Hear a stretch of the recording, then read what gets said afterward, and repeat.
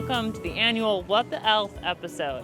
This year, I'm dropping 5 tips on how to survive the holidays living with epilepsy. And before the year closes out, I want to give huge thanks to everyone who's listened, everyone who's tuned in, everyone who's commented, send your DMs. Let me know how much this podcast means to you, because that's what keeps it going. Also, the people and companies who have helped make it going: Epilepsy Foundation of America, the Danny Did Foundation, Epilepsy Alliance America, Neuralis, and SK Life Science. Thank you all so much. You are so appreciated. And here we go. So first of all, sometimes things can be like a little much in any social setting. So you need a place to kind of just escape. I call it a sensory exit plan. And sometimes you can be like at, beautiful Christkindl market like this, Christmas market, and you're like, where do I go? Like there's no like quiet room, or there's no, basement I can just like check out in. So I always recommend the bathroom, because every place has a bathroom, and usually they're quiet, and you can just sit down and relax and look at your phone, and no one's gonna bug ya for as long as you need to kind of just get yourself back, and then decide, am I going back to the party or the social event, or am I going home? It is no secret that the holidays is time for a cup of cheer, and then like many cups of cheer, and sometimes too many cups of cheer. And so what I always recommend is setting your booze boundary, whether that's, like you're like, I don't drink, that's it, not having any, or if you're like, I'm just gonna have X amount tonight and go in knowing that's what your plan is. Because all night long, and out of the goodness of their hearts, everyone's going to be like, have more, have another. And, I get it. I used to be that person. But you just want to make sure that, you know what you're comfortable with, and you know what you want to do for the night, so that you feel good about it. Because as we know, epilepsy and alcohol have an interesting relationship. It's different for every person. So just know what yours is. Like for me, I'm just choosing to have some hot cider. Or am I? The next tip is for traveling, because even if you're going on a plane, or even just like overnight somewhere, you don't know what can happen. You can get stuck, you might not have your medications.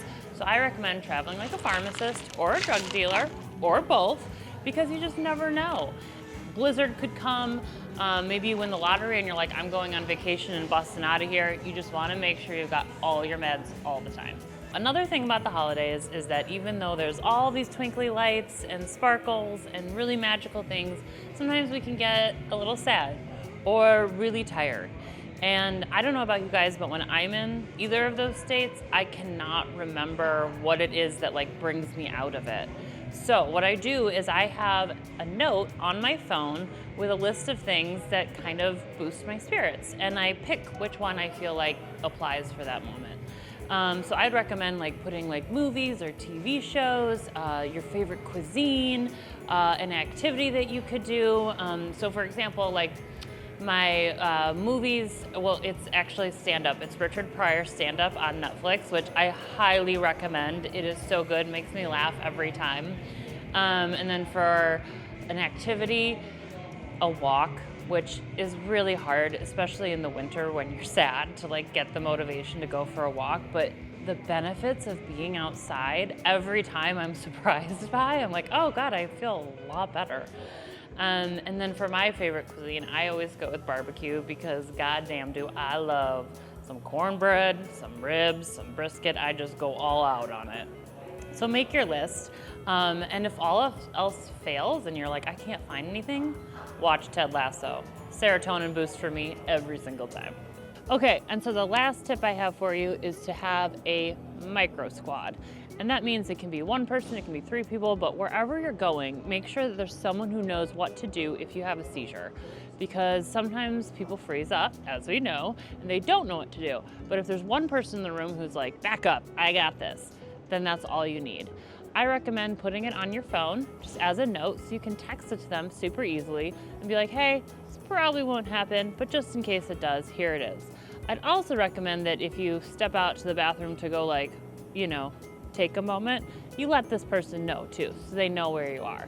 And I definitely need to go step out and go to the bathroom after being in this like sparkly ball here.